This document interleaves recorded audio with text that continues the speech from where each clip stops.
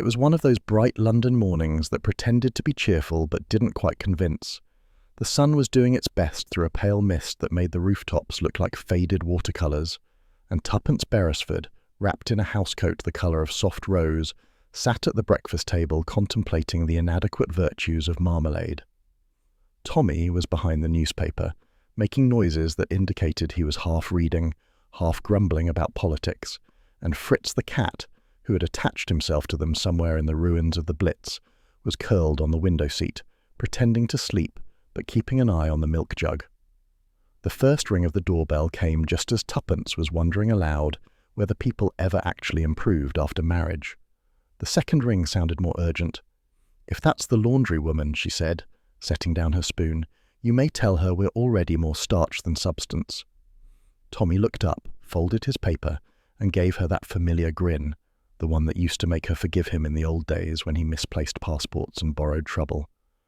"Right you are, partner in grime," he said. "But as it happens, you're nearer the battlefield." She sighed theatrically and went to the door. A smallish boy stood there, all elbows and knees, holding a yellow telegram envelope as if it might bite him. "Mrs. Beresford?" he asked. She nodded. "Sign here, Mrs." When she returned to the breakfast table, Tommy was pouring himself another cup of coffee. "Don't tell me someone's left us a fortune," he said lazily. Tuppence tore the envelope. Her expression changed from amusement to a kind of arrested wonder. "Need your help urgently. Matter of national importance. Come alone." It's signed Edith Langford. She paused, eyes narrowed. Edith Langford, my old school chum, the one with the frightful fringe and the passion for decoding the headmaster's memos. Tommy looked mildly alarmed. "Decoding? And now she wants you to come alone? I don't like it. Sounds like the sort of amateur melodrama that ends with a police sergeant scratching his head over a missing hat box." "She's in the Foreign Office now," Tuppence replied. "Hardly the type to fling out cryptic messages for the thrill of it. Something's happened." He buttered a slice of toast as though the fate of the Empire could wait until after breakfast. "You're letting your imagination gallop again. If it's really official business, she'd hardly summon a civilian, particularly one with your record of turning lunch into larceny." Tuppence gave him a look of mock severity. "You're merely jealous because my instincts are quicker than your methods." "They're quicker than anyone's methods," he said amiably, "including Scotland Yard's, and that's why they tend to trip over them."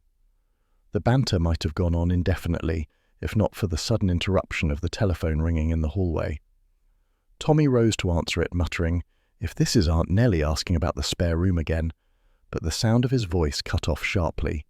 When he returned, his face had lost its easy amusement. "That was Albert," he said, referring to their old assistant from wartime adventures, now a sergeant in the Metropolitan Police. "He called because he thought we might know something about a woman named Edith Langford. She's been reported missing since yesterday afternoon." Tuppence's eyes widened. "Missing? But, Tommy, she sent this telegram." She held it up, the paper trembling slightly in her hand. He took it, read it twice, and frowned. "Posted from Bloomsbury, according to the stamp. But if she's been missing since yesterday, then someone else might have sent it. Or she sent it just before disappearing." They stared at each other for a moment, the cosy domesticity of their breakfast table turning into the stage for something darker. Outside, the post-war city went on humming, the milk carts clattering, the newsboys calling their headlines. But inside, the air had thickened with uncertainty. Tommy broke the silence. "You're not going off on your own, whatever the telegram says. If there's espionage involved, and you know as well as I do what that could mean these days, then you'll have to endure my company." "I suppose I must," Tuppence said lightly, but her fingers were still tight around the paper. "Oh, Tommy, do you remember Edith at school? She used to translate the Latin homework into code, and once she told me she'd rather work for the Foreign Office than marry a duke. It sounded like a joke at the time." "People who say that sort of thing usually end up doing it," Tommy said dryly. He went to the window and looked out at the street below. "All right, let's take it sensibly. We'll start by phoning her lodging house, find out if anyone's seen her since yesterday. If this is another of your grand conspiracies that turns out to be a misplaced umbrella, I'll personally buy you a new hat." Tuppence smiled faintly, though her expression remained clouded. "It won't be. You'll see." Within the hour they were both dressed for the day. Tommy in his well-cut grey suit and neat tie, Tuppence in a dark blue coat that gave her an air of brisk competence. As Tommy placed the call to the number Albert had given him, Tuppence moved restlessly about the sitting room, pretending to tidy the mantel but really listening to every word. "Yes, Mrs. Pringle, this is Mr. Beresford. I understand Miss Langford lodges with you." "Ah, yes, we're friends of hers. When did you last see her?" There was a pause, long enough for the ticking clock to become unnervingly loud. Tommy's brows drew together. "You're quite sure?" No, I see. Thank you. No, I won't trouble you further." He hung up slowly. "Well?" "She says Edith left the house yesterday morning at 8:30 carrying a small brown attaché case, and she never came back. The landlady thought nothing of it until a man from the office called this morning asking for her. Apparently, she didn't turn up for work either." Tuppence's voice was very quiet. "And she swears Edith left?" Tommy nodded. "Says she saw her step out herself. But here's the odd thing. The milkman and the greengrocer both said no one came out of that door all morning, not until the post arrived at 11. Tuppence moved toward the window, staring down at the street as though she might conjure Edith's figure there. "That means either the landlady's mistaken or lying, and the telegram was meant to draw me in." "Possibly," said Tommy, "though why anyone would want to lure you into anything except a shop sale I can't imagine." She turned to him with a spark of her old fire. "Tommy, we can't just sit here while something dreadful may have happened. Edith's clever, careful. If she's missing, it's because she found something she wasn't meant to." Tommy sighed, went to pour himself another coffee and gave her a rueful glance over the rim of the cup. "All right, partner. We'll pay Mrs. Pringle a call and see this famous lodging for ourselves. But mind you, if we end up embroiled in another cloak-and-dagger escapade, you're doing the disguises this time." Tuppence smiled, though her heart was thudding faster than she cared to admit. "Agreed," she said softly. "But I have a feeling, Tommy, this isn't just one of our old games. This time, someone's playing for keeps." The clock struck 10. Outside, the mist had burned away, leaving the streets too bright, too ordinary, as though the world had drawn its curtains against whatever shadows were forming behind them.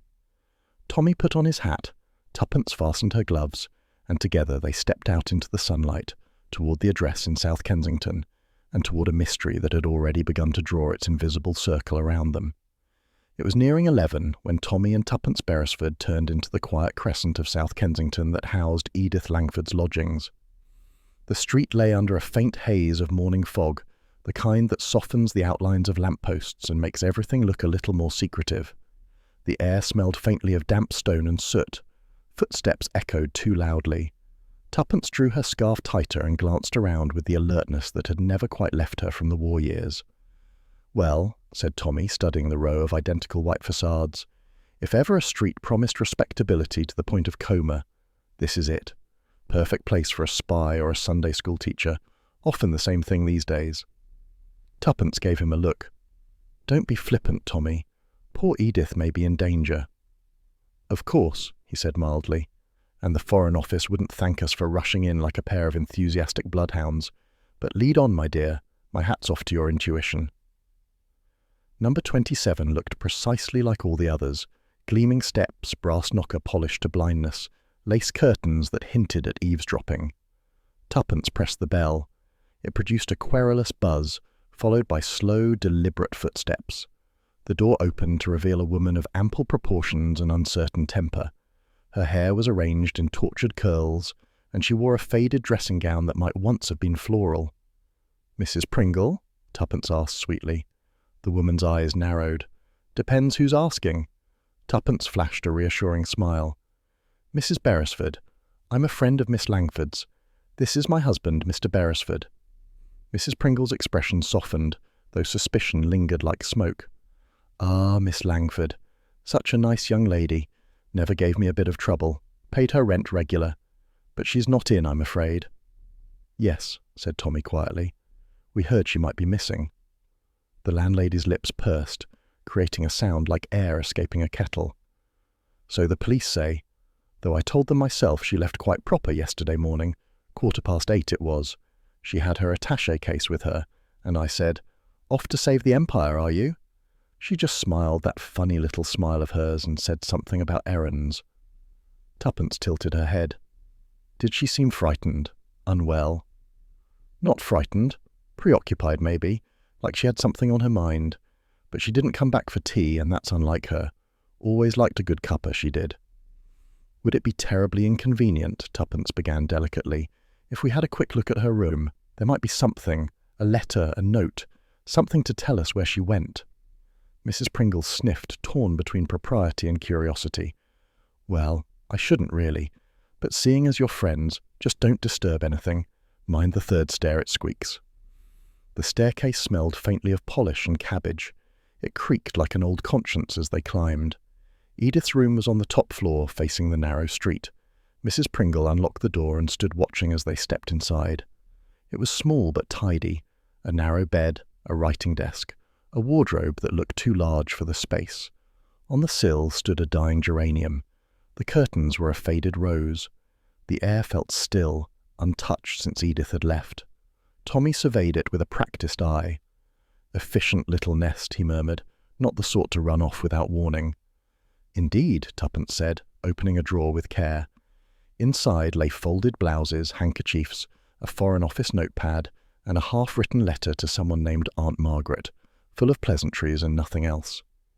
Mrs. Pringle hovered in the doorway. She liked her poetry books, she did. Read them every night before bed. Bit of a romantic, if you ask me. Not that I pry, mind you. Of course not, said Tuppence kindly. Thank you, Mrs. Pringle, you've been very helpful. When the landlady departed, muttering about her luncheon, Tuppence turned to Tommy. Search the desk, I'll take the books. Ah, division of labour, just like the old days, he said, and began examining the drawers while Tuppence ran her fingers along the spines of neatly arranged volumes. Shelley, Keats, Browning, and something incongruous, an old, battered copy of the Lyrical Anthology. It was heavier than it looked.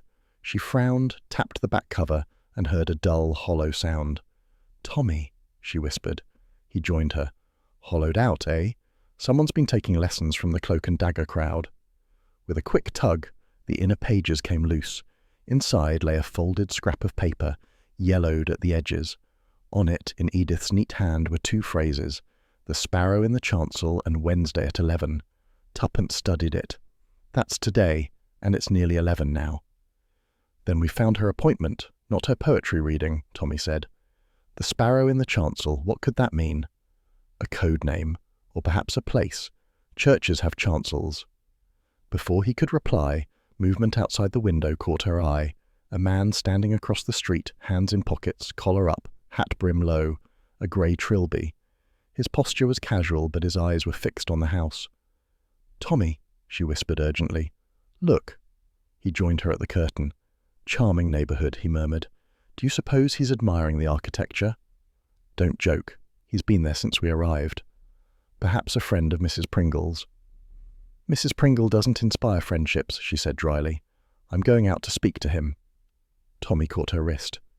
You'll do nothing of the sort. If he's dangerous, then I'll find out.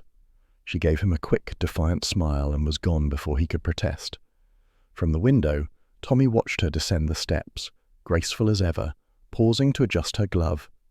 She crossed the pavement with deliberate casualness, but the man turned at once and moved away, quick and smooth, disappearing around the corner before she could call out. She returned, breathless and annoyed. He's gone. That was no coincidence. No, Tommy said, tapping the coded note thoughtfully. Edith knew something worth following her for, perhaps something worth taking her for. They searched a little longer, Tommy checking behind pictures and under rugs, Tuppence examining a stack of envelopes, but found nothing else except an old postcard of the Kent coast, unsigned. At last, Tuppence sat on the edge of the bed, staring at the hollow book in her lap. The Sparrow in the Chancel, she murmured. Wednesday at 11. Could be the title of a hymn. Or a rendezvous, Tommy said. A sparrow, something small, inconspicuous. A meeting place? She looked at him. A church, then.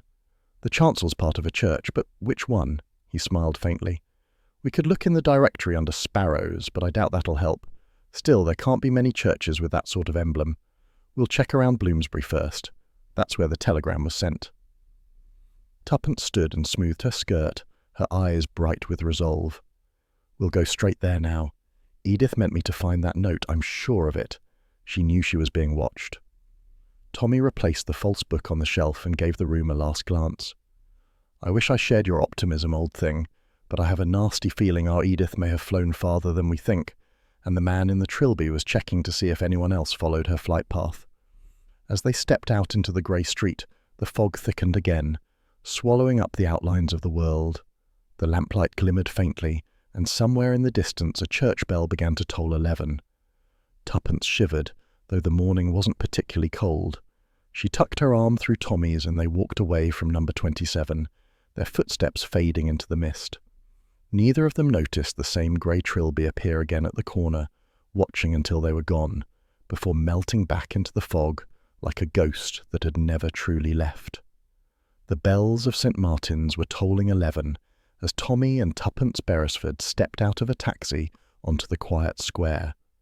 The morning fog was thinning, curling in pale ribbons around the lampposts, and through it the church rose, grey stone and Gothic arches, its tower cutting sharply against the sky. The sound of pigeons fluttered from the eaves. "Picturesque, isn't it?" Tommy murmured. "Just the place for a hymn, a sermon, and a spot of treason." Tuppence shot him a look. "Don't make fun, Tommy. If Edith's note pointed here, this must be important." Inside, the air was cool and faintly perfumed with old wood polish and candle wax. A small weekday service was in progress. The congregation consisted of a few elderly women, 2 men in dark suits, and a scattering of nannies with prams near the back. Tuppence's eyes adjusted to the dim light filtering through stained glass, and she nudged Tommy, whispering, "Look at the chancel, the carving above the altar, the sparrow." He followed her gaze. There, carved into the stone arch, was indeed a small bird with wings half spread, holding a sprig of laurel in its beak. "Our sparrow in the chancel," he murmured, "a charming landmark for espionage." "Or a coincidence," she said softly, "but Edith meant this, I'm certain. She always had a way with clues." They took a seat midway down the nave, pretending to follow the service. The vicar, a mild-faced man with thinning hair, read from Corinthians in a voice that rolled like slow honey. Near the altar stood a young man in cassock and surplice, nervous, pale, his eyes darting toward the side aisle at intervals. Tuppence noted it at once. "Assistant," she whispered. "He's expecting someone." Tommy leaned back, expression idle, but his gaze was alert. The church door creaked. A man entered quietly, wearing a dark coat and bowler hat. His steps were measured, too careful for chance. He moved to the far pew, knelt briefly, then rose and slipped a small envelope beneath a hymn book on the front bench before retreating toward the exit. The young assistant's eyes flickered toward the spot, then back to his missal. A minute later he bent, as though adjusting a candle snuffer, and pocketed the envelope. Tuppence's fingers tightened around her handbag. "That's it," she breathed. "An exchange." "Not very subtle," Tommy muttered. "If this is espionage, they could use lessons in stagecraft." The service ended. The congregation began to drift out, murmuring. The assistant vanished through a side door. The vicar busied himself with the altar cloth. Tuppence and Tommy waited until the last parishioner had shuffled away, then strolled up the aisle, affecting casual curiosity. Tommy bent as if examining the hymn book shelf. "Empty," he whispered.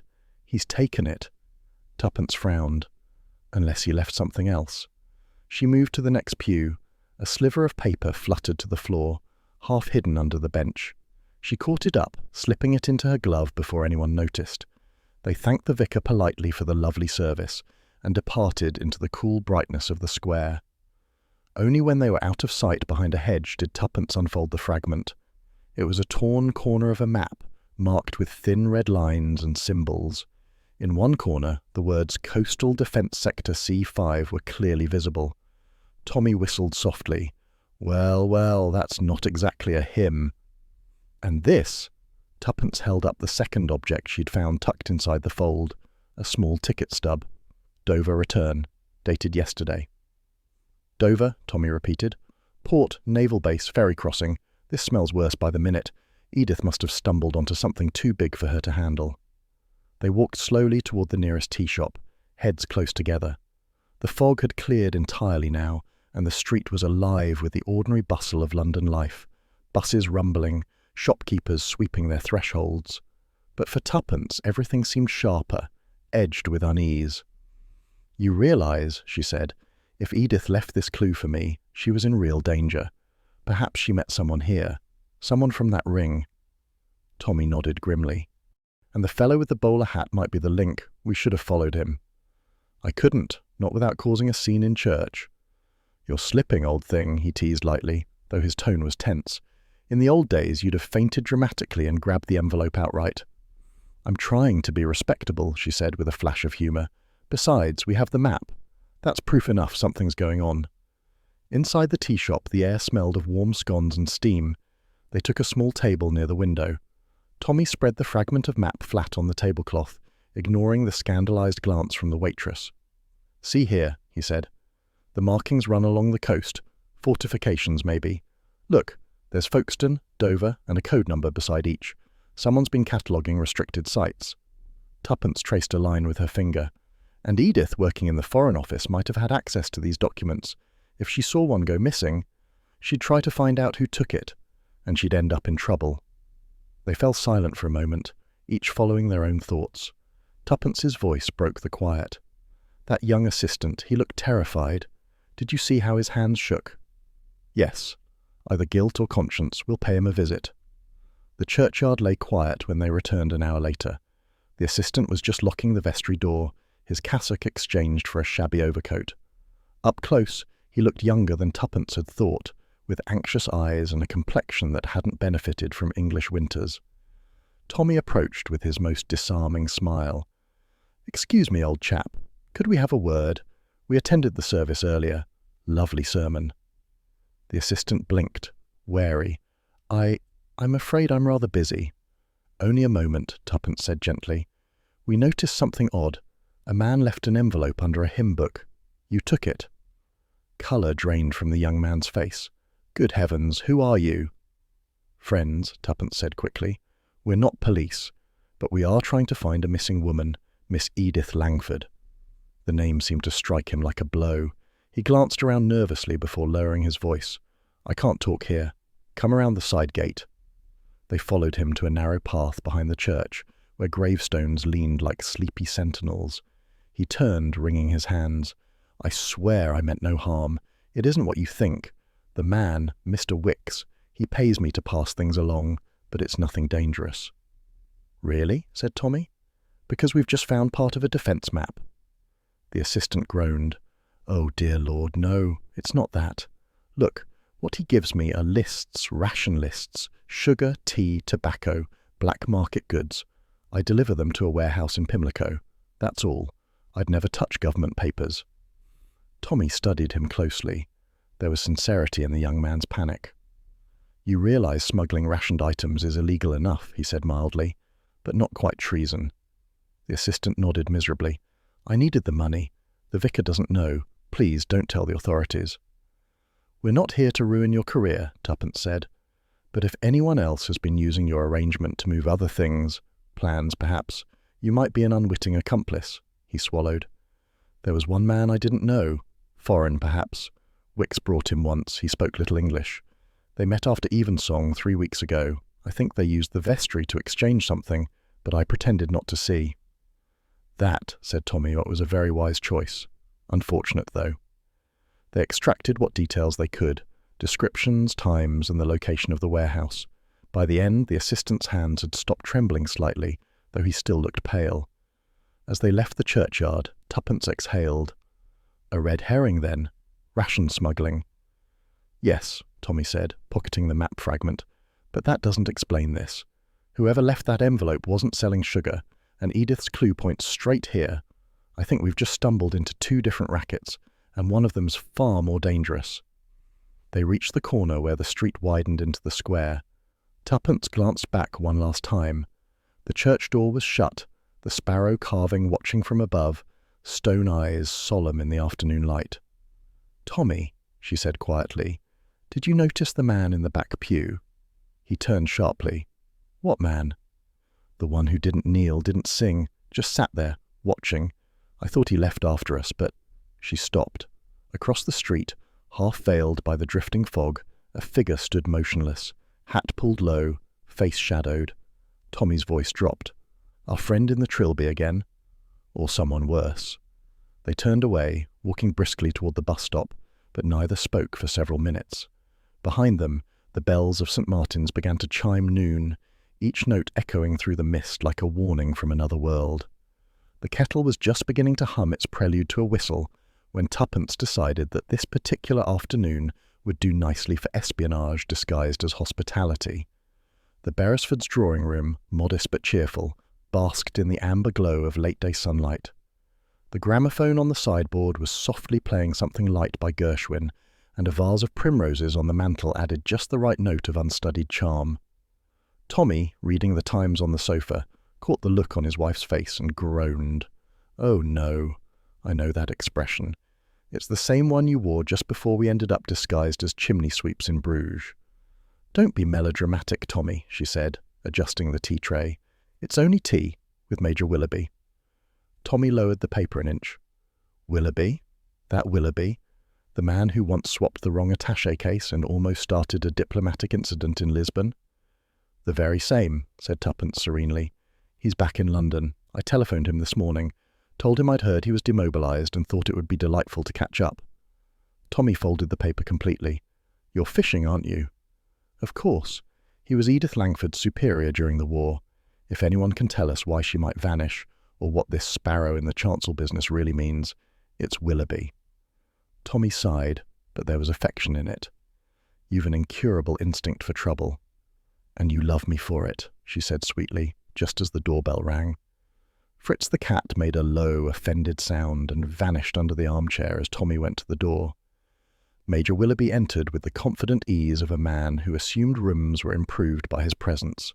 He was tall, broad-shouldered, and immaculate in a civilian suit that failed to disguise his military stiffness. His moustache was perfectly groomed, his smile polished to the point of artifice. "My dear Mrs. Beresford," he exclaimed, taking her hand in a gallant clasp. "Still radiant, I see. Time hasn't dared lay a finger on you."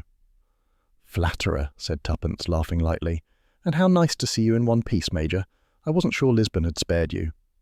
He chuckled, lowering himself into a chair. "Barely, my dear lady, but here I am, reformed and retired, though I must say civilian life is a frightful bore." "Then we shall enliven it with tea," she said, pouring. "1 lump or 2? "2, thank you, and just a whisper of lemon if you have it." Tommy handed him a plate of biscuits, regarding him with polite interest. "So, Major, what occupies an ex-intelligence officer these days? Teaching bridge to colonels' wives?" Willoughby's laugh came too quickly. "Something like that. Consulting work mostly. A bit of import-export, dull stuff." "Import-export," Tommy repeated mildly.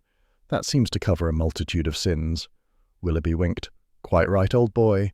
And a few virtues, if one's lucky." For a while the conversation danced harmlessly across familiar ground. Mutual acquaintances, war memories, rationing complaints. But beneath it, Tuppence sensed tension. Willoughby's cheerfulness was too deliberate, his gaze flicking about the room as if checking for hidden microphones. At last, as Tommy rose to fetch the second pot from the kitchen, Tuppence leaned forward. Her voice softened just enough to seem casual. "Major, I wonder if you remember Edith Langford?" The reaction was subtle but unmistakable, a tightening around the eyes, a hesitation too brief for most to notice. "Langford? Yes, of course. Promising girl. Good head for figures." "She's gone missing," said Tuppence quietly. "And before she did, she sent me a message. Coded, I think. It led us to St. Martin's Church, and to a clue involving maps of coastal defences." Willoughby's cup halted midway to his lips. He set it down slowly. "I see." "Do you?" Her gaze held his. "Because it seemed to us she might have uncovered something that frightened her." "Mrs. Beresford," he said, managing a faint smile, "you always did have an imagination worthy of a novelist." "Perhaps," she said, "but the man following us in a grey trilby doesn't share your opinion." A flicker, there and gone, passed through his expression. "Trilby? You didn't send him by any chance?" He rose abruptly, pacing a few steps toward the fireplace. "Good heavens, no, but you shouldn't meddle. There are still, how shall I put it, elements at large. The war may be over, but the game hasn't stopped. It merely changed boards. She watched him calmly. "And what board are you playing on, Major?" He turned then, and for a moment the charm slipped. "Drop this errand, Tuppence, I'm warning you." There was a stillness in his tone that cut through her composure. "Why? Because it's dangerous, or because it's inconvenient?" "Both." He leaned closer, lowering his voice. "I know you. You won't stop once you've started. But this isn't your sort of adventure. Leave it to those trained for it." "Like Edith Langford?" she asked softly. That struck home. He straightened, eyes hard. "You've no idea what you're stirring. Do yourself a favor. Forget her." Tommy's return saved the moment. He entered with the fresh pot, breezy and unsuspecting. "You two look frightfully intense. Discussing the fate of nations again?" Willoughby smiled too quickly. "Old habits, my dear fellow. Once a spook, always a spook." He reached for his coat. "I really must be going. An appointment in Whitehall, you know how it is." "Surely another cup?" said Tuppence lightly, but he was already halfway to the door. "Next time," he said. "And Mrs. Beresford, take my advice. Curiosity is charming in cats, less so in clever women." He left with that parting shot and the faint scent of tobacco lingering behind him. Tommy shut the door. "Well, what have I missed?" He looked as though he'd seen a ghost. Tuppence turned to him slowly. "He warned me to drop it. Said it could get me killed." Tommy's brows rose. "Kind fellow. Did he happen to say why?" "No, but he slipped up, mentioned something called Sparrow House." Tommy's eyes narrowed. Sparrow again. First the chancel, now a house. This is growing positively ornithological. Tuppence ignored the quip. "I think Edith must have been tracing something connected to him. He knows more than he'll say. And if Sparrow House is a place, we'll find it." Tommy poured himself tea, muttering, "We will we? I rather hoped for a quiet week." "You'd be bored in a day," she said crisply. "Besides, this could be serious. If the map we found was genuine," he interrupted her gently, "then someone's been leaking military information, and our missing friend may have died for discovering who." They fell silent for a moment, the ticking clock marking the space between them. The cosy sitting room suddenly felt smaller, its domestic peace like a fragile disguise. Finally, Tuppence said, "Kent." Tommy looked up. "Kent?" "There's a Sparrow Lane near Deal and another near Sevenoaks. But Sparrow House, I saw it once in a property listing years ago, a coastal estate near Dover." "Dover again," Tommy murmured. "The ticket stub." "Exactly. It's all converging. Edith must have gone there, or intended to." He leaned back, resigned but admiring. "I suppose it's no use arguing. When do we leave?" "Tomorrow morning," she said briskly, "under assumed names." Tommy chuckled. "Ah, the thrill of aliases. Who shall I be this time? Lord Algy Featherstone, or your devoted chauffeur, Jeeves?" "Mr. and Mrs. Denham," she replied, "antique dealers from Bath, looking to purchase a seaside property. I'll handle the talking, you handle the luggage." He saluted with mock solemnity. "As you command, Mrs. Denham, though I warn you, antique dealers lead frightfully dull lives." "Then we'll enliven it," said Tuppence, her eyes bright with purpose. She moved to the window, parting the curtain slightly. Dusk had settled over the street, the first lamps flickering to life. A figure lingered across the way, still, patient, hat-brim low. "Tommy," she whispered. He joined her. "Our friend again." "Do you think Willoughby sent him after all?" "I think," said Tommy grimly, "that we've already crossed a line and someone doesn't intend us to cross another." The figure moved then, vanishing into the twilight. Tuppence let the curtain fall, her reflection meeting his in the glass. Two faces, determined, wary, bound by equal parts courage and curiosity. She smiled faintly. "Well, darling, it seems the game's afoot once more." And as the clock struck 7, echoing through the quiet room, they began to plan their journey to Kent, unaware that the name Sparrow House would soon mean far more than either of them could imagine. The road to Sparrow House wound along the Kentish cliffs like a ribbon tossed by the wind. The afternoon light had turned to a faded gold, and the sea below was restless, heaving against the rocks with a sound that was half sigh, half threat. Tuppence watched it through the car window, the wind whipping stray curls across her forehead. "Picturesque," she murmured, in the way that makes you expect a body to wash ashore at any moment. Tommy, at the wheel of the modest Morris they had hired for their cover as Mr. and Mrs. Denham, antique dealers of Bath, gave a wry grin. Let's hope we won't need to price any coffins in the inventory. The lane narrowed and curved, revealing Sparrow House, a long, low Georgian manor, grey stone mottled by salt and age. Ivy clung to its facade like something determined not to be shaken off. A weathered sign by the gate bore the name in faded letters, Sparrow House. Tuppence drew a sharp breath. It's real, then? Very much so, Tommy replied, and likely full of more secrets than antiques. A butler of funereal dignity opened the heavy oak door as they arrived, announcing them to a wide hall panelled in oak and hung with portraits of severe ancestors who looked ready to pass judgment on any intruder. The air smelled faintly of wax and sea damp. Sir Lionel Dane descended the staircase to greet them. He was tall, silver-haired, and carried himself with the authority of a man long accustomed to command. His eyes, however, betrayed an uneasy flicker that didn't match his genial tone. "Mr. and Mrs. Denham, welcome to Sparrow House," he said, shaking Tommy's hand. "We don't often get visitors in these parts.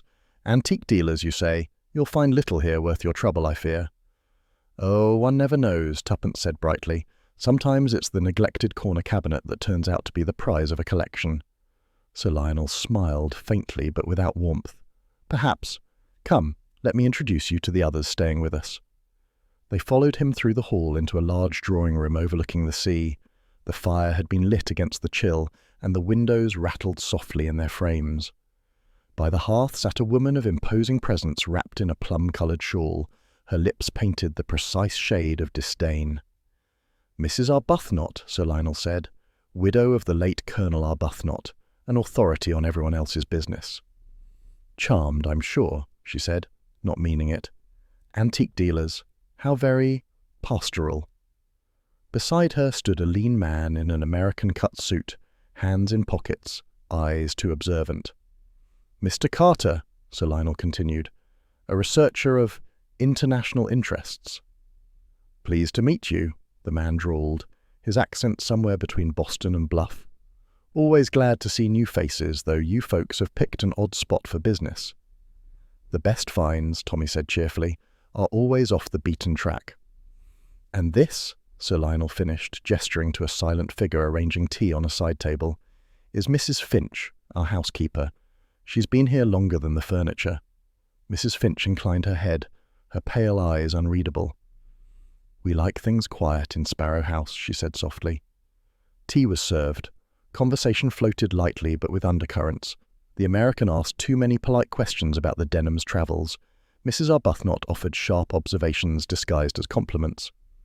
Sir Lionel tried to steer talk towards safe topics, weather, the state of post-war Britain, but his hands trembled faintly when he lifted his cup. When Tuppence admired a small bronze sparrow on the mantelpiece, he smiled thinly. "A family symbol of sorts. There are sparrows carved in the stonework, embroidered in the draperies. My late wife was rather fond of the motif." "Sentimental or symbolic?" Tuppence asked lightly. He hesitated. "Perhaps both." By dinner, the wind had risen to a howl around the eaves and rain streaked the windows. The dining table gleamed under candlelight, silver polished to mirror brightness. Conversation was intermittent. Sir Lionel seemed distracted. Once or twice he glanced toward the door as though expecting someone who never arrived. When the pudding was served, the American mentioned the coast road. "I passed a couple of lorries on the way here. Looked like they were delivering at odd hours." Sir Lionel's fork paused mid-air. "Supplies, I imagine. The Fishermen's Cooperative uses the lower lane." Mrs. Arbuthnot sniffed.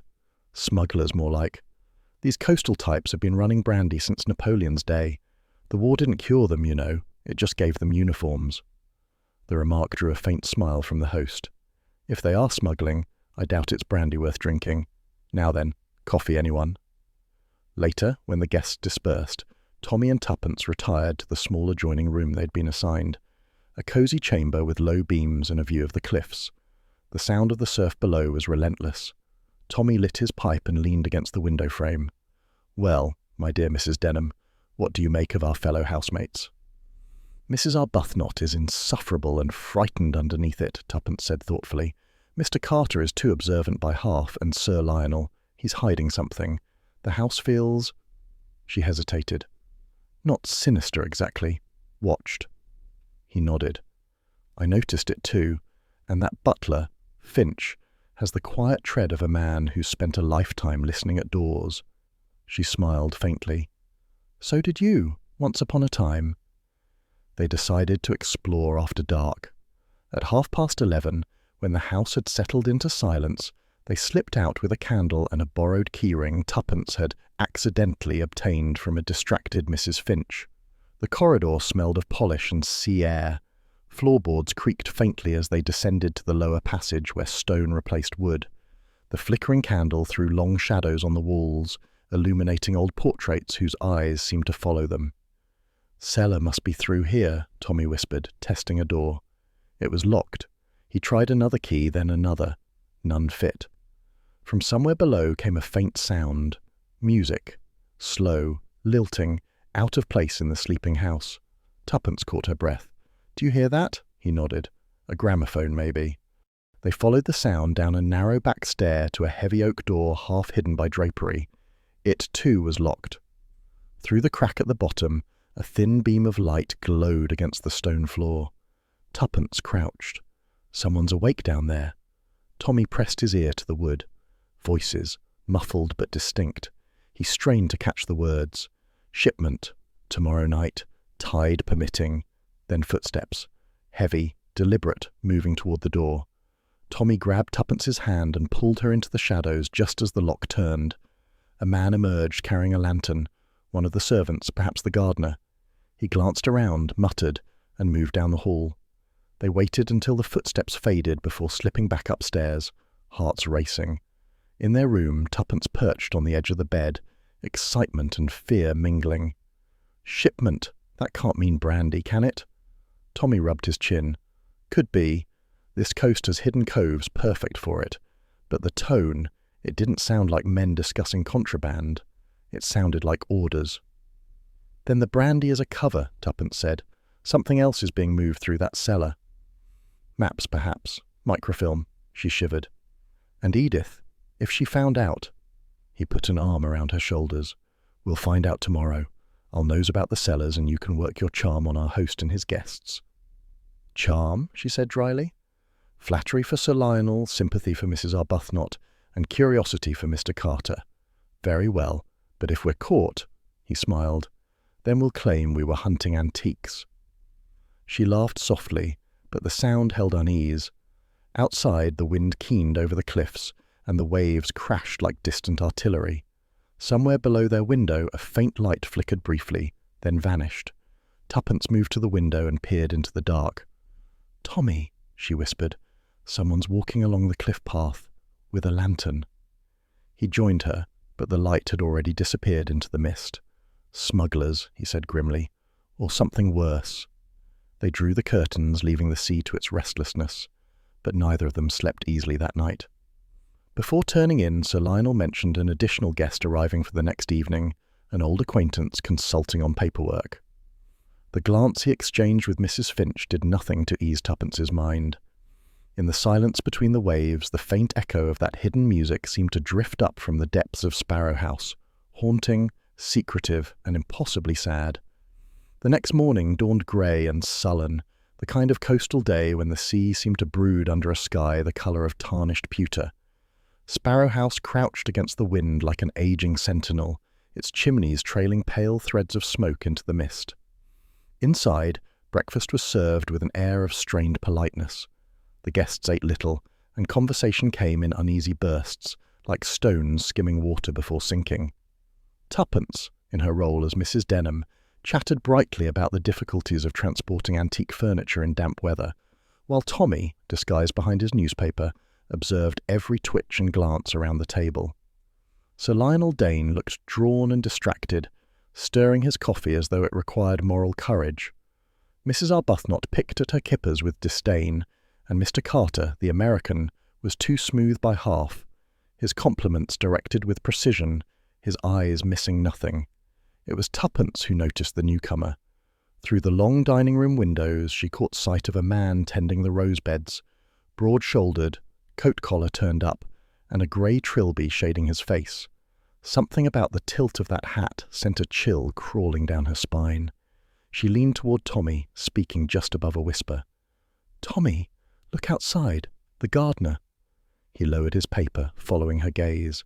The man straightened, brushed soil from his hands, and turned briefly toward the window. His face was partially hidden, but the line of his jaw, the gait, both were unmistakable. "The fellow from South Kensington," Tommy murmured.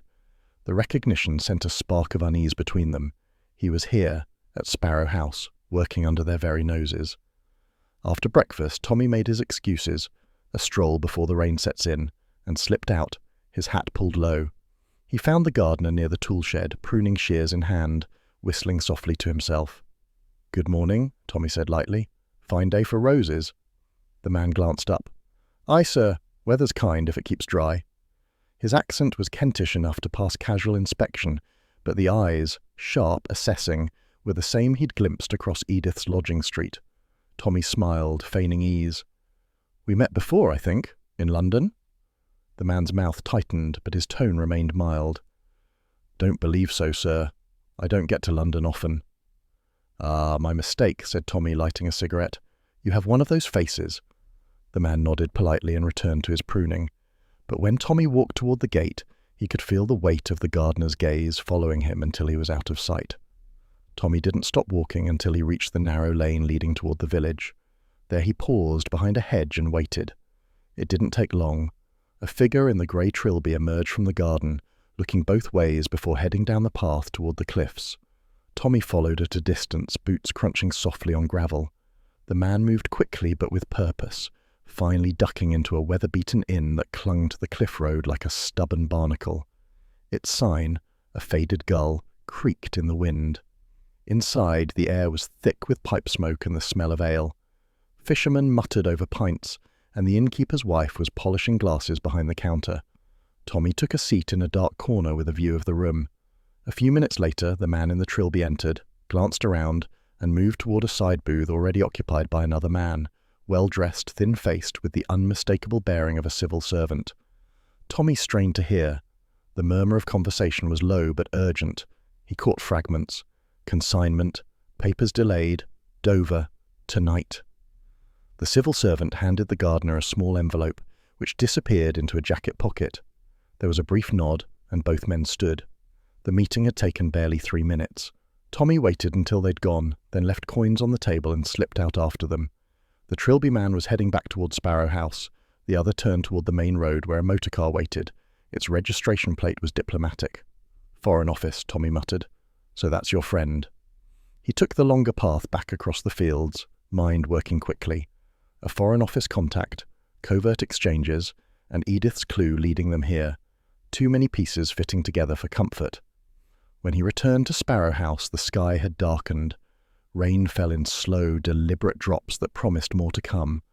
The hall was silent, save for the ticking of a long-case clock. Tuppence was nowhere in sight. Their room door, however, was slightly ajar. Tommy's unease sharpened. He stepped inside. The room had been searched, not ransacked, but carefully, intelligently. Drawers slightly off-kilter, suitcase buckles undone, papers shifted. Whoever had done it had known precisely what to look for, and had left no fingerprints. "Tuppence," he called softly. She appeared a moment later, breathless from the adjoining corridor. "Tommy, I went down to speak with Mrs. Finch about the laundry, and when I came back—" "I know," he said grimly. "We've had visitors." Together they examined the room. The lock showed faint scratches. Their case of antique invoices, forged as part of their cover, had been opened and closed again. The envelope containing Edith's telegram was gone. "So they suspect us," Tuppence murmured. "Our little game's up." "Not entirely," said Tommy. "If they thought we were spies, we wouldn't still be breathing. They're uncertain. Yet." She moved to the mantel, frowning. "Tommy, look." He followed her gaze. In the vase of dried flowers, a dusty ornament that hadn't been worth noticing before, something white protruded. Tuppence reached in and drew out a torn scrap of paper. It was Edith's handwriting. Only a few words were legible. "Trust no one until the signal." Tuppence read it twice, her voice barely a whisper. "Tommy, she's been here. I knew it." "Or someone wants us to think so," he said grimly. But why leave this? Before she could answer, a knock sounded at the door. Mrs. Finch's voice, polite but cold, drifted in. "Sir Lionel requests that all guests attend dinner this evening at 7 sharp. A special occasion," he said. Tommy and Tuppence exchanged a glance. "Special occasion," she repeated. "It's Tuesday." "And Tuesday," said Tommy, "is rarely special unless you mean to make it so." That evening, the atmosphere at dinner was taut as piano wire. The long table gleamed under the chandelier, silver and crystal reflecting candlelight like knives. Sir Lionel presided from the head, his charm more forced than ever. "My friends," he began, "I thought it high time we enjoyed a proper evening together. It isn't often Sparrow House has such distinguished company." Mrs. Arbuthnot gave a brittle laugh. "You might have warned us. I'd have worn pearls." Mr. Carter smiled thinly. "Surprises keep us young, ma'am." Tuppence caught Tommy's eye.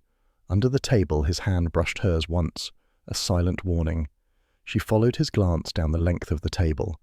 The gardener was there too, improbably promoted to serving wine. The trilby was gone, but the eyes were the same. Dinner unfolded in uneasy formality. The storm outside had intensified, and the windows shuddered with every gust. At one point the lights flickered, dimming to candle glow. Sir Lionel laughed it off too quickly. "Old wiring," he said. "Nothing to fear." Tuppence's heart beat faster. Every remark, every exchange felt weighted. The gardener moved behind her chair too slowly. Carter's gaze lingered too long, and beneath it all, she felt the invisible pulse of danger gathering momentum.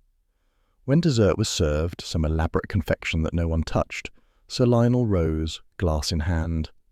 "To old friendships," he said, his voice too loud, "and to trust, the rarest commodity left in England." Tommy raised his own glass, masking the tension in his smile. "Indeed, Sir Lionel, though in my experience trust is usually the first casualty when secrets start to multiply." For a heartbeat, silence hung over the table. Then Sir Lionel laughed, and the others followed suit, too heartily. But the laughter didn't reach their eyes. Outside, the wind moaned over the cliffs. Inside, the walls of Sparrow House seemed to close in, each flicker of candlelight throwing shadows that whispered of betrayal.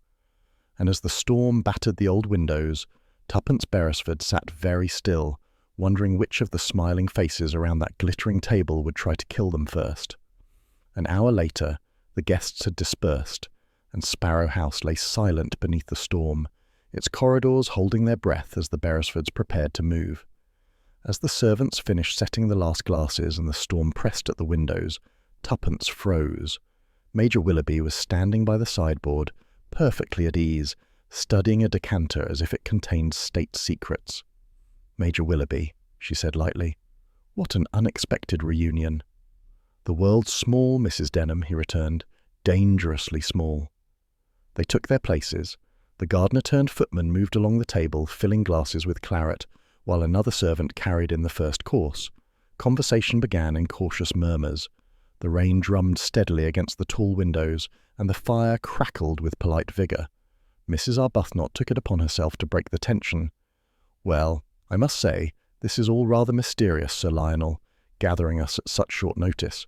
You do make life deliciously theatrical." Sir Lionel smiled without mirth. "If I'm theatrical, my dear lady, it's only because reality is far too dull." "Reality's never dull when one has secrets," murmured Carter, his American drawl stretching the word secrets like a violin string. Willoughby's mouth twitched. "Or when one trades in them."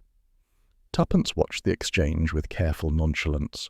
The flicker of Carter's glance toward Willoughby was unmistakably coded, an acknowledgement, or perhaps a warning. Sir Lionel caught it too. The tension in his shoulders betrayed it. Between the silver gleam of cutlery and the polite laughter, danger seemed to hum beneath the surface like an electrical current. Tuppence, spooning her consommé with the grace of a duchess, let her gaze wander. She noted details, the way the servant at the far end lingered too long behind Willoughby's chair, the tremor in Sir Lionel's hand when he reached for his wine, the minute shake in the candle flames each time a draught crept through the old house. Her instincts prickled. Something was coming. Halfway through the main course, Sir Lionel raised his glass. "To friendship," he said, "and to the comfort of trusted company." "To trusted company," echoed Willoughby, his tone dry as dust. Carter smiled faintly, eyes gleaming. Trust is the rarest coin left in circulation.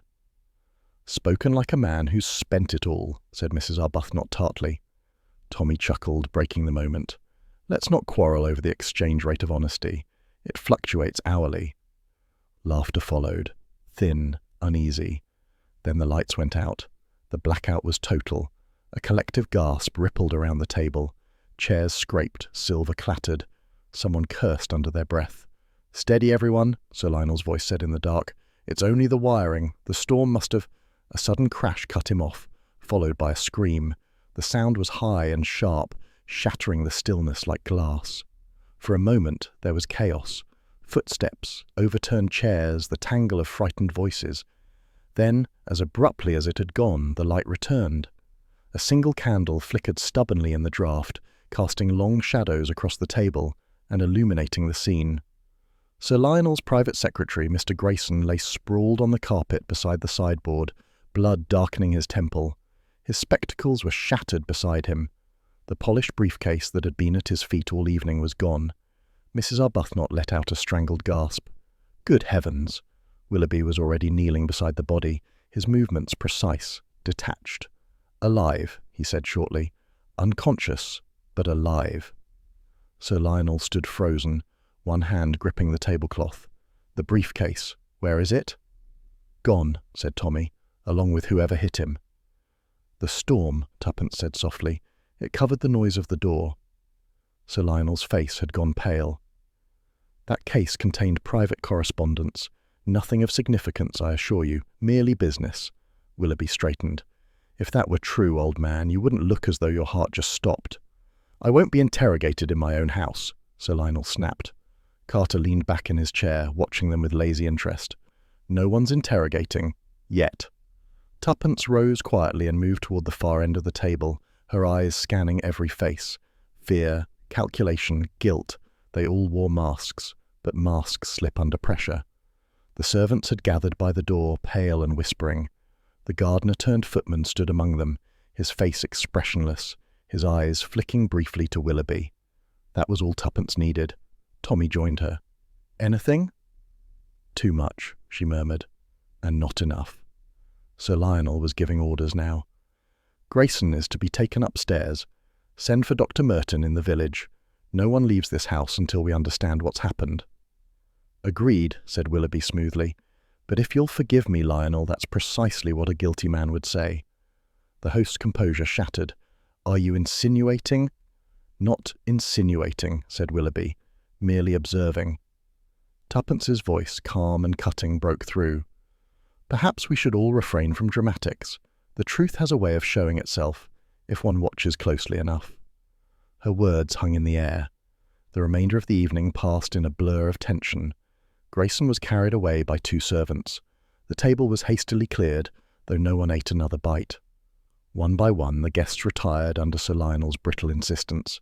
When at last the hall emptied, Tommy and Tuppence lingered near the embers of the fire. "Well," Tommy said, "that was the worst dinner party I've attended, and I once dined with a man who kept a python as a centrepiece." Tuppence smiled faintly, then frowned as she folded her napkin. "Tommy." He turned. "What is it?" There, tucked inside the napkin she'd been holding all evening, was a small piece of folded paper. She opened it. A single line stared back at her in neat, unfamiliar handwriting. "You're next, Mrs. Beresford." For a heartbeat, neither spoke. Then Tommy's voice came, low and grim. "So they know." "Yes," she whispered, her fingers tightening around the note. "They know exactly who we are." The clock in the hall struck midnight, each chime echoing like a countdown. Tuppence looked toward the darkened corridor beyond the dining room, where the candles had burned low and the air felt heavy with unseen eyes. Somewhere upstairs a door creaked softly, then another, closer. Tommy reached for her hand. "Whatever game they're playing," he said, "we'll play it better." She nodded once, slipping the note into her pocket. "Let's hope we last long enough to prove it." Outside, the storm raged on, rattling the windows of Sparrow House as though determined to break in, and above the dying firelight, the carved sparrow on the mantel seemed to watch them both. Its stone wings spread, its gaze unblinking, like a silent witness to the secrets that had only just begun to unfold. The wind had quieted by midnight, leaving Sparrow House in an uneasy stillness that seemed to listen to itself breathe. The corridors lay in darkness, save for the faintest shimmer of lamplight slipping through keyholes. Somewhere deep in the house, the sea could be heard, patient and relentless, breaking against the cliffs below. Tuppence moved like a shadow, candle in hand, its flame dancing with every heartbeat. Her other hand gripped the cold iron of a key she'd lifted from Mrs. Finch's ring earlier that day, a small, rusted thing that might, with luck, open one of the locked doors beneath the house. Tommy followed close behind, his step noiseless on the worn carpet. "If we're wrong about this," he whispered, "we'll owe Sir Lionel a written apology and perhaps a lifetime ban from Kent." "If we're right," she murmured, "we won't live long enough to apologize." They reached the end of the servants' corridor, where a narrow staircase spiraled downward into the dark. The air grew colder with each step. At the bottom, the passage widened into the stone underbelly of the house, a world of barrels, old crates, and silence. Tommy struck a match and lit a lantern from the wall hook. The glow cast long shadows over the damp stone. "Cellars are always promising places," he said softly. "Nothing says secrets like mildew and cobwebs." Tuppence moved forward, scanning the walls. "Look for anything that doesn't belong. Too clean, too new, too deliberate." They searched in silence for several minutes. Dust clung to their shoes, their breath made pale ghosts in the cold air. Then Tuppence paused. One wall, a section of brick behind the old wine racks, caught the light differently. "Tommy," she whispered. "There." He joined her, brushing a hand across the stone. "A false wall. I'd bet my dinner." "Which, considering dinner tonight," she said grimly, "isn't much of a wager." He tapped gently. Hollow. They exchanged a glance. Then Tommy wedged a small crowbar between the bricks, another souvenir from his wartime habits, and pried. The section gave way with a soft groan. Behind it was a narrow recess, and within that recess— "Good Lord," he breathed. Tuppence raised her lantern. The figure of a woman sat slumped against the inner wall, half-conscious, her face pale as parchment. Her hair was dishevelled, her hands bound loosely with twine. "Edith," whispered Tuppence. She dropped to her knees beside the woman, cutting the twine with a pocket-knife. Edith Langford stirred, blinking slowly as if surfacing from a long, dark dream. "Tuppence," the voice was little more than breath. "You came." "Of course we came," said Tuppence gently. "You didn't think we'd let you vanish into thin air?" Tommy retrieved a flask from his coat and poured a little brandy between her lips. She coughed weakly, colour creeping back into her cheeks. "Listen," Edith said hoarsely, clutching Tuppence's wrist. "You mustn't stay here. They know." "We gathered that," said Tommy. "But who are they?" Her eyes flickered toward the wall, as though the shadows themselves were listening. "Not all the faces you've seen tonight are what they seem. The smuggling, it's a cover. French brandy, yes, but that's not the real cargo." "Then what is?" Tuppence asked softly. Edith swallowed. "Documents, naval plans, photographed, copied, transmitted abroad, through the church." "The church?" Tommy echoed. "St. Martin's," she whispered. "The sparrow in the chancel. It wasn't a metaphor. The vicar's assistant, he delivered communion wafers. Each wafer held microfilm." Tuppence felt a chill. "Microfilm? Hidden inside the sacrament?" Edith nodded faintly. "It was brilliant, really. No customs inspection would dare touch them. The wafers were taken to safe houses along the coast. Sparrow House was one of the drop points." "And Sir Lionel?" Tommy asked quietly. "I don't know," she said. "He's frightened, but I think he's trapped too. The real leader isn't him. It's someone they call Dove 7. "Dove 7, Tuppence repeated. "Another bird." "Not a place," Edith murmured. "A person." Her gaze went distant, unfocused. "I saw the ledger, hidden behind the sparrow carving upstairs. It's in cipher. Dates, initials, shipments, all under the symbol of a dove. Do you remember any of it?" "A few lines." She closed her eyes, reciting slowly. C7, departure, Dover. D7, arrival, Copenhagen. And beneath it, Final transfer under Sparrow House supervision. Tommy whistled softly. That's espionage, all right, and we've stumbled right into the aviary. Tuppence touched Edith's hand. We'll get you out. Can you walk? Edith nodded weakly, and Tommy helped her to her feet. She swayed but managed a shaky step. Then, faint and unmistakable, came the sound of movement overhead, the muffled creak of footsteps. Tuppence's candle flickered. Tommy! He pressed a finger to his lips. The steps paused. Then came another sound, the heavy thud of a bolt sliding home. The cellar door had been locked. Tuppence's heart hammered once hard. They've trapped us. Tommy extinguished the lantern at once, plunging them into darkness. Keep still, he whispered. If they think we're still searching, they may come down. They waited, straining to hear. A minute passed, then another. Only the sound of the sea and Edith's faint breathing filled the space. At last Tuppence whispered, We can't stay here. There must be another exit. They searched again, this time by touch. The rough stone walls, the damp floor, the crates stacked in corners. Tommy found the remnants of a ladder leading to a small bricked-over alcove. Old smuggling tunnel, maybe, but blocked. Then whoever locked us in knows we know too much, said Tuppence grimly, and that means they'll be back to finish it. Edith stirred, her voice stronger now, though low. There's a ledger, she said suddenly, in that chest. Tommy pried open the wooden lid. Inside, beneath a dusty cloth, lay a small leather-bound book. Its pages were filled with columns of numbers, letters, and strange symbols. Some were marked with tiny sparrows in the margins, others with doves. It's the cipher, Edith whispered. Everything. Names, routes, the entire operation. Tuppence turned a page. But how to read it? There's a key, Edith said faintly. It's hidden. The sound came again. Footsteps descending this time. Too late, murmured Tommy. He shoved the ledger inside his coat, pulled Edith behind a wine rack and motioned Tuppence to douse the candle completely. They crouched in the dark. The cellar door creaked open. A cone of light swept across the floor, a flashlight. A figure stepped down the stairs slowly, boots echoing on stone. Tuppence could see only a silhouette, tall, careful, moving with the precision of someone who knew the space well. The light passed over the false wall, then toward the crates where they hid. The voice that followed was calm, cultured, and horribly familiar. You shouldn't have come here, Mrs. Beresford. Tuppence's breath caught. Willoughby.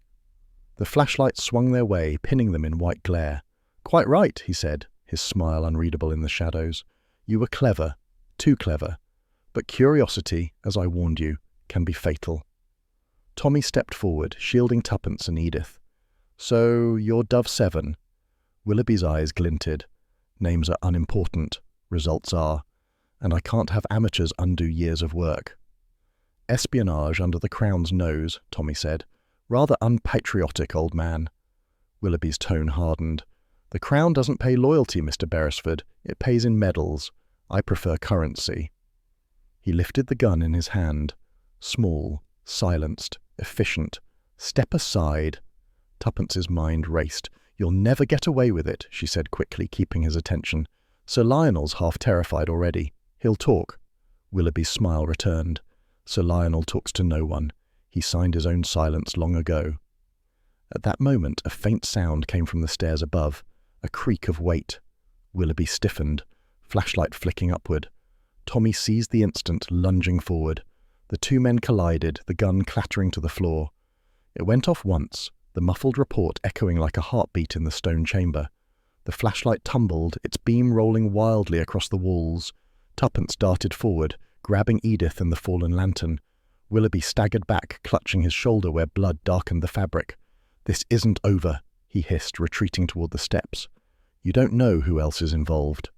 Then he was gone, the door slamming above them. The bolt scraped into place again. Silence fell. Tommy exhaled, retrieving the dropped gun. I'd say we've confirmed our theory. Tuppence turned to Edith, steadying her. We'll get you out. The ledger's safe, and so are you, for now. Edith's gaze drifted toward the dark stair. Dove 7 wasn't alone, she whispered. He said we. That means someone else in the house, Tuppence finished grimly. Someone we still trust. Outside, the sea crashed against the cliffs like distant thunder, and deep within Sparrow House the wind began to rise again, howling through its hollow halls as if warning them that the night's revelations were only the beginning. The dawn over the Kent coast was the colour of tarnished steel, cold, silent and unwelcoming. Inside Sparrow House the storm had passed, but its echo lingered in the trembling of the windows and the salt dampness that clung to the air. In the bowels of the manor, Tommy Beresford knelt before the locked cellar door, a length of wire in his hand, and the familiar glint of mischief in his eyes. "Hold the lantern steady, Tuppence," he murmured. "If I can persuade this lock to cooperate, we might see daylight before the next century." Tuppence crouched beside him, her candle flickering. "You said that 20 minutes ago." "Yes, but now I mean it with feeling." Behind them, Edith Langford sat propped against a crate, pale but lucid now, watching them with exhausted curiosity. "You were always the lucky sort, Tommy," she said faintly. "Let's hope your luck hasn't gone bureaucratic." "Never," he said cheerfully, twisting the wire. There was a click, soft, definite, and wonderfully final. "Ha! British improvisation triumphs again." The bolt slid free. The heavy door creaked open, releasing a faint draught of fresh air. Tuppence stood, brushing dust from her skirt. "Let's go before someone decides to test your theory about British improvisation with bullets." They slipped into the narrow passage and up the stone steps, pausing at every creak. The corridor above was deserted. Faint morning light seeped through the high windows, casting pale stripes across the floorboards. "We'll take her to the study," Tuppence whispered. "If Willoughby's still here, he'll go there first. It's where men like him always run to, where the whiskey and the revolvers live." Edith managed a weak smile. "I know the type." They reached the study, a large book-lined room that smelled faintly of pipe smoke and old leather. The fire had died to embers. Tommy shut the door behind them, securing it with the bolt. Tuppence helped Edith into a chair. "You should rest. You've done more than enough." Edith shook her head. "Not yet. He's not finished until someone stops him." They didn't have to wait long. Footsteps approached down the corridor, firm and unhurried. The latch rattled, then a calm, cultured voice said, "Locked doors are terribly impolite, Mrs. Beresford." Willoughby.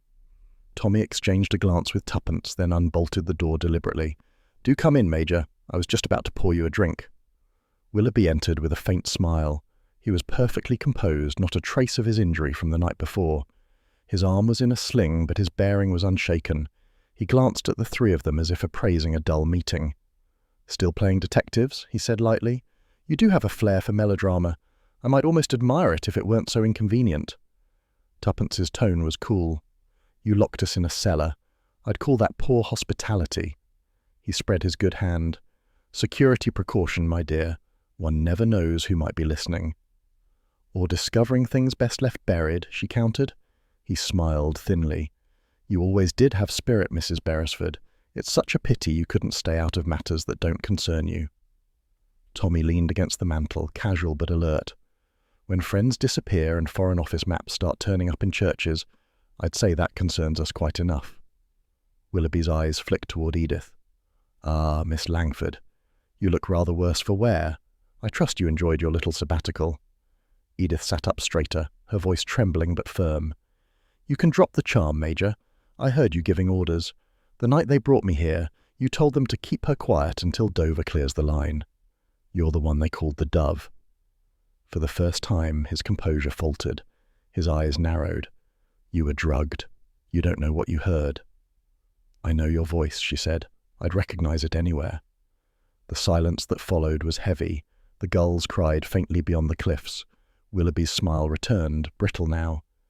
"You're mistaken, of course. But for the sake of argument, let's say I am this mysterious dove. What then? Do you plan to march me to the local constable and spin tales about microfilm and wafers? I assure you, my credentials would bury you before the morning's post." Tuppence regarded him evenly.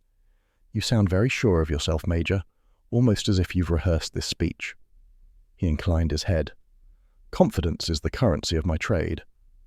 "And treachery?" she asked softly. His eyes flashed. "Treachery," he said, "is merely loyalty in another direction." Tommy moved forward a step. "Let me guess. You decided your direction came with better pay." "Patriotism," Willoughby said coldly, "is a luxury for the comfortably retired. Some of us had to adapt to survive. And how many did you sell to do it? Tuppence asked. He laughed then, low, sharp, and strangely hollow. Idealism from the famous Beresfords. How quaint. You two were always the amateurs the service liked to parade about. Bright smiles, tidy morals, the perfect cover for dirtier work. Tell me, Mrs. Beresford, did you really think espionage ended when the war did? Perhaps not, she said quietly, but we still know the difference between a soldier and a snake. Willoughby's mask cracked for just a moment, his good hand tightening on the edge of the desk. You've no idea what you're meddling with. This network, my network, goes far beyond Sparrow House. Dozens of officers, civil servants, men you'd toast at dinner. You can't stop it. Maybe not, Tommy said, but we can stop you. Willoughby gave a small, amused shake of his head. And how do you propose to do that, old boy? You're unarmed, outnumbered, and far from any telephone that still works. Tuppence smiled faintly. You forget something, Major. You're arrogant, and arrogance makes noise. What? Someone else heard you come in, she said softly. They've been waiting for proof. A flicker of alarm crossed his features, but before he could react, the door burst open. The gardener, the man they'd once taken for an accomplice, stood framed in the doorway, his coat damp from the mist. In his hand gleamed a revolver. Good morning, Major Willoughby, he said crisply. Or should I say, Dove 7. Willoughby froze. You? The gardener stepped forward, his tone clipped, official. Captain Harland, MI5. You're under arrest for espionage against His Majesty's government. For an instant, the world seemed to contract into that single tableau, the disarmed traitor, the pale agent revealed, the faint hiss of the dying fire. Then Willoughby's mask of calm returned, smooth as marble. You've no proof, he said. Harland's reply was almost pleasant. On the contrary, we've been following your pigeon post for months. The church, the courier routes, Sparrow House, it's all mapped, and now, thanks to our friends here, we have the ledger. Tommy drew the small ciphered book from his coat and set it on the desk with a decisive thud. Willoughby's eyes darkened. That won't help you. It's encrypted. We have the key to the cipher. Your handwriting is atrocious, by the way. The faintest twitch crossed Willoughby's lips. For the first time, true panic glimmered beneath the surface. You have no right. I have every right, Harland cut in. You sold naval defense data to a foreign power. Do you imagine that will be forgiven? In the silence that followed, the sound of the sea rose, a long, low moan against the cliffs, like the voice of judgment itself. Willoughby's composure cracked completely. His hand darted toward his sling, too quick, too desperate. A gleam of metal flashed beneath the fabric. Gun! Cried Tommy. Harland fired first. The shot exploded through the quiet like a hammer blow. Willoughby staggered back, the small revolver falling from his grasp. He slumped against the desk, breathing hard. The silence returned, broken only by the hiss of the fire. Harland crossed to him, retrieving the fallen weapon. Not fatal, he said curtly. He'll live to explain himself to a tribunal. Tuppence exhaled, her hands trembling only slightly. I must admit, she said softly, I'm not sorry about that. Harland turned to them with a rare flicker of warmth. You two did exactly what we hoped. Stirred the nest. I've been undercover here for weeks trying to pinpoint the link between the microfilm and the couriers. Without you, we might never have found this ledger. Tommy raised an eyebrow. So, you let us wander about in the lion's den? More like the dove's loft, Harland said dryly. But yes, you handled yourselves admirably. Tuppence smiled faintly. Compliments from MI5. I'll frame that. She turned to Edith, who sat watching the scene with dazed relief. It's over, Tuppence said gently. You're safe now. Edith shook her head slowly. Not entirely. There's still one piece missing. Tommy frowned. The ledger's here, the leader's caught. What else could there be? The document, she said softly. The original microfilm packet. The one that proves everything. The naval cipher page. I saw it once before they locked me away. It was marked Kestrel. Without it, they'll claim it's all conjecture. Harland nodded grimly. She's right. And if it's missing, someone else might still be holding the key. Tuppence glanced toward the window, where the morning light was slowly brightening over the cliffs. Then the game isn't over, she murmured. Harland holstered his weapon. "Not quite, but you've broken the wing of the dove, Mrs. Beresford. That's no small victory." As Willoughby was led away, bound and silent, Tommy crossed to Tuppence, resting a hand on her shoulder. "You were magnificent, partner." "So were you," she said with a tired smile.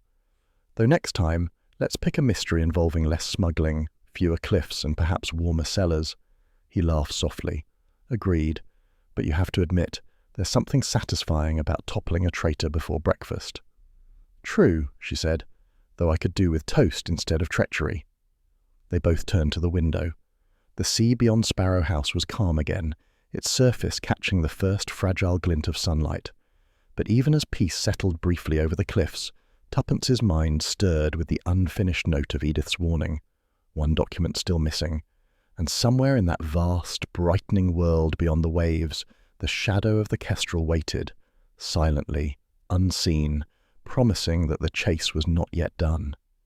London never looked quite so indifferent as it did the morning after Sparrow House fell.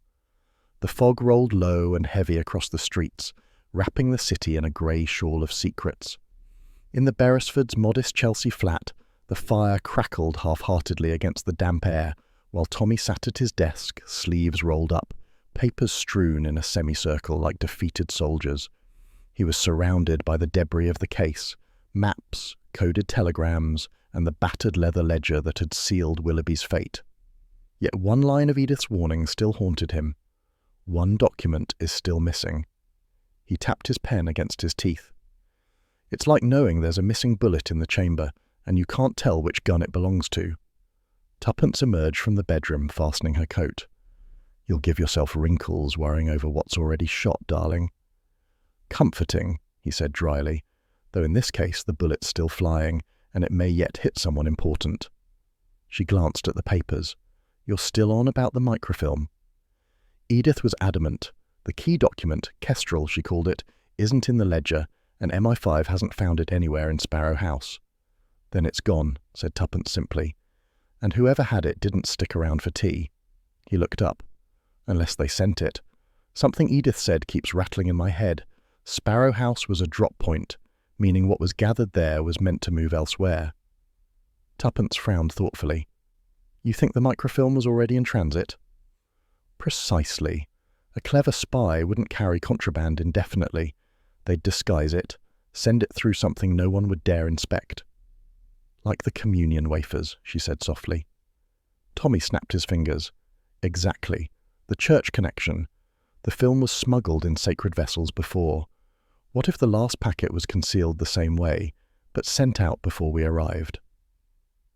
Tuppence crossed to the window, watching the fog swallow the street below. If that's true, the next link in the chain would be the courier network. "You think it's already left Kent?" He nodded grimly. "And if I were a spy looking to slip something through official channels, I'd use diplomatic transport, guaranteed immunity, sealed crates, and no customs inspection." "Diplomatic," she repeated. "Tommy, didn't Sir Lionel mention a consignment of church relics bound for a cultural exchange in Geneva? I thought it sounded like one of his attempts to sound respectable." Tommy shot to his feet. "By heaven, Tuppence, you've done it. Edith's clue, the sparrow, the church, it all ties back. The microfilm must be hidden inside one of those relics." "And if it's bound for Geneva, it'll be leaving today," he finished. "Paddington Station, 10:30 express to Dover for the diplomatic courier line." Tuppence grabbed her gloves. "Then we've got exactly," she glanced at the clock, 50 minutes to save Britain from international embarrassment." "Just another Thursday," Tommy said, snatching his hat. Paddington Station at mid-morning was a living organism. Steam hissing, voices echoing, pigeons fluttering in arcs through the iron rafters. The air smelled of coal smoke and wet wool. Tommy and Tuppence slipped through the crowd, keeping low profiles, their eyes sharp for anyone with purpose in their step and guilt in their posture. "Willoughby may be in custody," Tommy murmured, "but someone else in the ring would have handled the delivery. They wouldn't risk sending a new courier after the collapse. They'd stick to whoever was already scheduled." "Meaning the traitor's already here," said Tuppence. Ahead, porters wheeled trolleys stacked with diplomatic crates marked cultural antiquities, St. Martin's Parish Collection. Each bore a silver seal and the neat stencil, "For Geneva, official transit." "There," Tommy whispered. That's our flock of doves. A tall man in a dark overcoat stood supervising the porters, his bowler hat pulled low. He checked each crate with a gloved hand and a small clipboard. His movements were calm, deliberate, too deliberate. Tuppence's intuition sparked. That's him. He's no church clerk. Look how he counts without reading. He already knows what's inside. Good eye, partner, said Tommy. Let's confirm. They approached casually. Tommy adjusted his tie, Tuppence feigning interest in a nearby kiosk of travel brochures. The man turned and Tuppence caught a glimpse of his face, narrow, pinched, and unpleasantly familiar. She leaned toward Tommy. That's the Foreign Office courier who met Willoughby at the inn in Kent, the one who handed over the envelope. Tommy's expression hardened. Then we've got him. But we need proof. One crate could hold the microfilm, or all of them could be decoys. Leave that to me, she said. You stall him. How? Tuppence's eyes sparkled. You're charming, aren't you?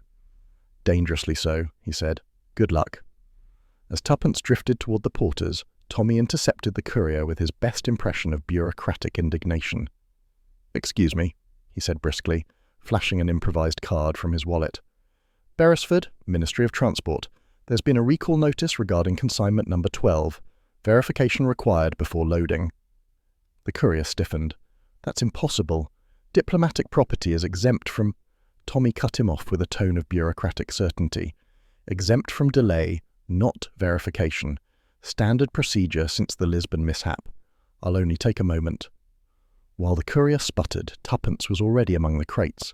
She studied the labels, noting identical tags except for one, slightly misaligned, as though replaced in haste. The crate's seal bore the faintest smudge of wax where it had been reheated. There you are, my beauty, she murmured. She glanced around, then deftly unpinned a tag from a neighbouring crate and switched them, reversing their numbers. To the untrained eye, it looked untouched. By the time the courier noticed her, she was calmly straightening her gloves. Mrs. Denham, isn't it? He asked, startled. From the Sparrow Collection Committee? Tuppence smiled with effortless poise. Indeed.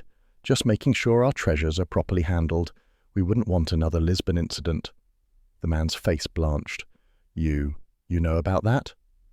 Oh, yes, she said sweetly. Quite the scandal.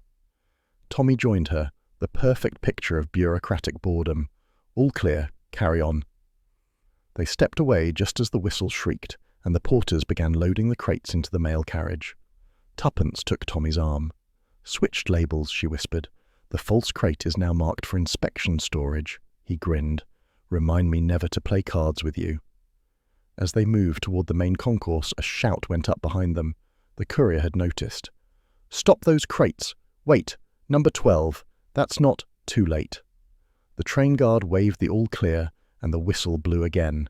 The express to Dover lurched forward. The courier turned, fury breaking through his composure. He spotted Tommy and lunged. You! Who are you? Tommy sidestepped, catching the man's wrist. Someone who doesn't like traitors catching trains. A brief scuffle followed, enough to draw attention from nearby constables. The courier's coat ripped open in the struggle, revealing an envelope bearing the Foreign Office crest, and inside it, blank film rolls ready for substitution. Scotland Yard, called one of the officers, seizing the man's arm. We'll take it from here. The courier fought, shouting denials, but the words drowned under the hiss of escaping steam. 10 minutes later, Inspector Harding from Special Branch arrived, his moustache bristling with satisfaction. You two again, eh? The Beresfords always turn up when the day needs saving. Tuppence smiled. It's a hobby. Your switch worked perfectly, Carter said, nodding toward the cargo office where officers were prying open the mislabeled crate. We stopped the express at Slough and seized the right case. See here. He lifted the silver cross from its velvet lining, a relic of delicate craftsmanship, its hollow stem opening with a twist. Inside, neatly rolled and sealed, was a strip of microfilm no larger than a matchstick. The Kestrel document, Tommy breathed. Carter nodded. The original plans for the Southern Naval Codes, enough to cripple our entire coastal defence if it had reached Geneva. Tuppence let out a long breath. So the Sparrow's finally sung its last note. And Miss Langford? Tommy asked. Cleared entirely, said Carter. She'll get her commendation once she's fit to leave hospital. The ministry's already planning to reinstate her quietly. Tuppence smiled. Good. She deserves peace after all this. Carter regarded them with something like admiration. You two ought to have your own division. Ever thought of returning to active service? Tommy exchanged a glance with Tuppence. Oh, occasionally, he said. Then we remember the perks of private life, hot breakfasts and fewer bullets. Carter chuckled. Then take your holiday while you can. The world's never short on secrets. They left the station hand in hand, the morning sun beginning to burn through the fog. London was waking again, car horns, footsteps, the hum of ordinary life reclaiming its rhythm. Tuppence paused on the pavement, looking back toward the station clock. It's strange, she said softly. All those lives rushing past, and none of them knowing they were one relic away from disaster. Tommy slipped an arm around her. That's the way of it, partner. Heroes never get the best billing. She smiled. Then we'll take the matinee showing instead. They turned toward the waiting taxi. As it pulled away into the sunlight, the wind caught the corner of a discarded newspaper on the curb. The headline read, Foreign Office praises quiet efficiency and security matter. By the following morning, London had forgotten its fog of intrigue, but the Beresfords had not. Tommy glanced at it and grinned. Quiet efficiency, that's us all over. Tuppence laughed softly, resting her head against his shoulder as the city rolled by, its fog thinning, its secrets spent, and its detectives, for now, content. The rain had returned to London, but in a gentle, forgiving sort of way, the kind that wrapped the streets in a silvery haze rather than beating them into submission. Inside the Beresfords' flat in Chelsea, the lamps burned with a warm, golden light, and the comforting smell of toast and tea filled the air. It was a peaceful morning, the kind that made the war years feel like a distant play they had once watched from the gallery. Tuppence sat by the window in a neat blue cardigan, her legs curled beneath her on the armchair. A newspaper rustled in her hands, its bold headline spanning the front page, Spy ring smashed, Foreign Office scandal averted. She smiled, her eyes sparkling as she read aloud. Well, there it is in black and white, Tommy, though I notice they've left our names off entirely. Authorities credit anonymous informants and efficient intelligence work. Honestly, one would think MI5 did it all with a stern memo. From the other side of the breakfast table came the lazy drawl of her husband, half hidden behind his own paper. That, my dear, is how they prefer it. Quiet heroes, invisible to the public, and paid in gratitude instead of coin. Tuppence folded her paper with theatrical precision. Gratitude doesn't buy new hats. Tommy lowered his newspaper just enough for his eyes to appear above it. Neither do dead traitors, I'm afraid. Besides, after your performance at Paddington Station, I think you've already earned a halo, or at least a commendation in fine print. She grinned. A halo would clash with my hair, and I prefer the term adventure enthusiast. Adventurous, Tommy corrected mischievously, far more dashing. She poured tea into their cups, the china clinking softly. Oh, you'd like that, wouldn't you? Mrs. Tuppence Beresford, notorious adventuress, specialist in espionage, elegant mischief, and inconvenient discoveries. Add terrifying wit, and I'd frame it over the mantel. They shared a quiet laugh, the sort that comes only after danger has passed. The clock ticked steadily on the mantel, its rhythm as soothing as Fritz's old kitchen clock at the Narkover, and for the first time in days the Beresfords looked and felt entirely at home.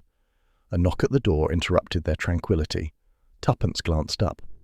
That'll be the postman, or perhaps another thrilling government summons. Tommy rose, crossing to the door. When he opened it, the surprise softened his expression immediately. Miss Langford.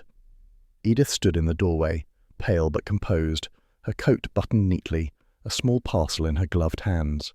Her face bore the traces of fatigue, but also something luminous, relief. I hope I'm not intruding, she said, her voice low but warm. I was discharged this morning, and I couldn't quite go home without saying thank you properly. Good heavens, come in, said Tuppence, rising at once. You look fragile as a snowdrop. Sit down before Tommy tries to lecture you about proper convalescence. Edith smiled faintly and obeyed, sinking into the armchair by the hearth. The firelight painted her face with delicate colour. I hardly know how to thank you both. If it hadn't been for you... Tommy raised a hand. Now. If it hadn't been for your courage, Miss Langford, we'd still be poking about Kent looking for smugglers with bad tempers. You were the one who uncovered the truth. I was lucky, she said softly. Luck and desperation make quick allies. Tuppence handed her a cup of tea. And what of MI5? Are they treating you properly, or are they pretending you never existed? Edith's lips curved. A bit of both, I think. They've restored my record, and there's talk of reinstating me in the Foreign Office, under a new name perhaps. But before all that, I wanted to give you this. She held out the small parcel. Inside, wrapped in tissue, lay a silver brooch shaped like a sparrow mid-flight, its wings outstretched and delicate feathers finely etched. Tuppence caught her breath. Oh, Edith, it's beautiful. It was mine, Edith said quietly. A family piece. I carried it even when they held me at Sparrow House. It seemed ironic somehow. But I thought it should belong to you now. You followed the sparrow's trail when no one else dared. Tuppence pinned it to her cardigan, the little bird gleaming in the lamplight. Then I'll wear it proudly, and promise not to be too sentimental when it inevitably becomes evidence in our next escapade. Tommy smiled at the exchange, leaning back in his chair.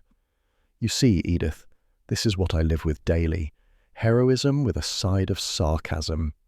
Edith laughed softly, the sound lighter than they'd ever heard it. It suits you both perfectly. The world feels safer, knowing you're in it. There was a pause, a companionable silence broken only by the rain against the panes and the gentle hiss of the fire. Then Tuppence said thoughtfully, So what happens next? Does MI5 finally get to rest? Edith hesitated, setting down her cup. Rest perhaps, but never sleep. Captain Harland mentioned there are still threads to follow, smaller cells maybe, and he said, she stopped herself, glancing between them. He said your names have been mentioned, not in official reports of course, but in corridors. Apparently you have a reputation for results. Tommy groaned. That's what they say before sending you another telegram. Or a teapot, said Tuppence brightly. Do you remember the one that started all this? It's probably in a museum now, marked domestic object, classified operation unknown. They all laughed at that. Edith rose to leave, refusing any offers of escort. At the door she turned back, her face soft in the hall light. Goodbye, Mr. and Mrs. Beresford. If they call upon you again, be careful. Tuppence smiled. Always. When the door closed, the flat seemed quieter, but not emptier. Tuppence poured another cup of tea, then curled up once more by the fire. Tommy came to stand beside her, watching the flames dance in the grate. Well, partner, we've unmasked traitors, rescued damsels, saved the Empire, again, and now, here we are, back to domestic bliss. Tell me, do you miss the danger already? She pretended to consider. Perhaps a little. Ordinary life seems terribly uneventful by comparison. No false walls, no hidden ledgers, not even a suspicious butler. He chuckled. You'd be bored within a week of paradise. That's because paradise, she said, never has decent tea. He leaned down and kissed her hair lightly. Then here's to dull mornings and endless toast. May they last at least until the next telegram. Tuppence looked up at him with that spark that never quite went out. You see, Tommy, she said softly, lifting her cup in a mock toast, it's never just an errand, it's always an adventure. The rain tapped gently on the window as if in applause, and somewhere outside, amid the mist and chiming bells of London, another story waited to begin.